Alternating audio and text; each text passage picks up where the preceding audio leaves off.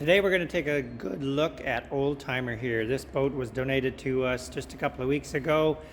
Let's start here in the stern. It's got a nice little antique variable pitch, a propeller running through with a nice bronze shaft to the inside with a Briggs & Stratton motor all hooked up.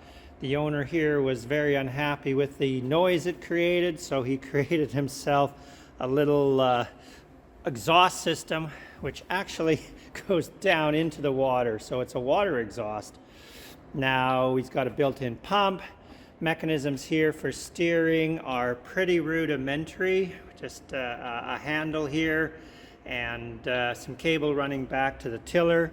The tiller here and rudder do have some nice lumber in it and stainless steel pintle and gudgeons, but looking at the inside here, as much as the planking is pretty solid, we have no idea how much paint is on here, and of course whether or not this would be lead paint or maybe even under the paint. As you can see here that it's such a rough surface. Have the planks been covered in epoxy and fiberglass? We are not sure. So we're going to do a little bit of investigation today. Other than that, with the lap strike planking, we know, we were told of course that it leaked a little bit, and unfortunately what you can see here is they have poured in some sort of resin, either polyester resin or epoxy resin, onto all the laps below the waterline here, which in reality is probably a bit of a death knell for this boat. To rip it apart would take a hell of a lot of work, and to replace any planking, a lot of stuff is going to get destroyed. But there are some nice parts in here. We've got a nice anchor, comes with the boat. Got a cover, looks like I don't know if that's brass or bronze, but a nice big bronze painter's ring, cleats, hardware.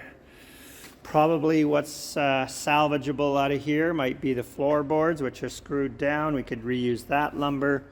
The front seat here looks to just be plywood. That's not going to be salvageable, but the thwarts and knees, they could certainly go into another production of another boat or in a repair.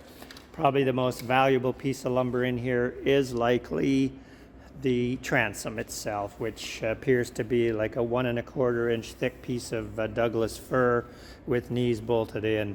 I don't know how much hardware in here would be salvageable, i.e. bronze or brass, but we shall see today as we start to take it apart.